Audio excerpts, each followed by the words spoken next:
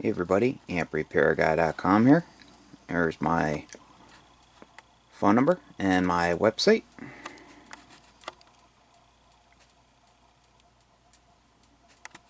Okay, so we have another Heathkit sb-220 I went through.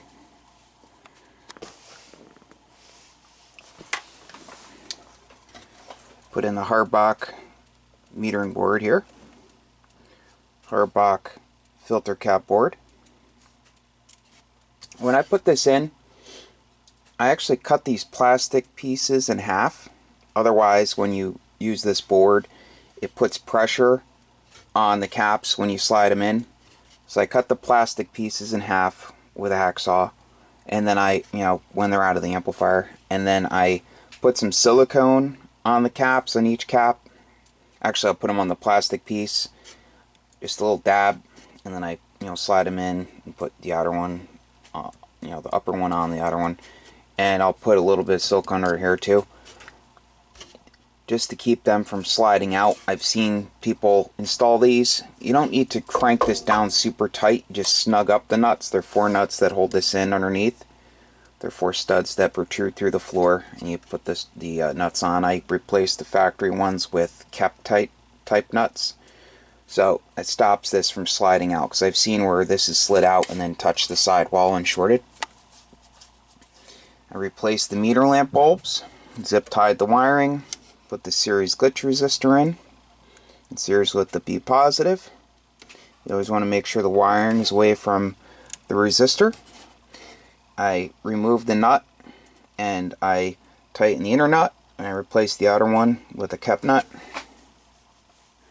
The air variables are nice and clean. I replaced the plate blocking cap, the old style red one, with a new ceramic type. I always replace the parasitic suppressors. I rewind brand new ones. New Allen Bradley 2-watt carbon comp. Carbon comps have lower inductance than the newer type.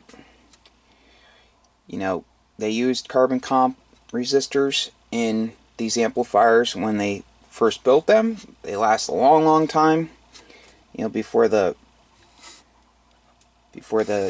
value tolerance changes. So the best type to use, a lot of people don't use them because they're more expensive, they're harder to find, but I have a big surplus of them. Replace the tab on the end of each one. The fan is good. I clean the output band switch with deoxy gold. The contacts are nice, no issues there. Clean the input rotary switch with deoxy gold. Checked it for full output on all bands. All of the input pi networks are good, no issues there. A good SWR between the amplifier and the transceiver on all bands. Okay, so I will flip it over and show you the bottom. Okay, here's the bottom. Harbach soft key. Grounded the grids. Change the electrolytic cap for the rectified 90-volt winding. If that shorts, you can end up taking out the winding, so I always change that. So you can see the kept nuts holding the assembly in for the filter caps. There's one there, one over there, one here, and one under the cap. Clean the contacts on the TR relay / bias relay. I did the bias modification.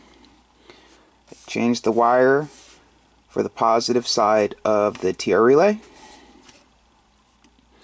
Zip tied the wiring here and over here. Reheat shrunk the wiring going to the fan because it had the twist nuts, wire nuts. So check the SO239 connectors. They're good, nice and tight on the PL259 on the for the coax, for the jumpers. And that's about it. So this amplifier got a new set of Penta Lab tubes. Awesome company, just awesome customer service. So you need an amplifier repaired, please give me a call. It's my phone number and my website. Please like, share, and subscribe. I'll be posting some really interesting videos soon. Just waiting on some parts to get here. And stay tuned. Take care.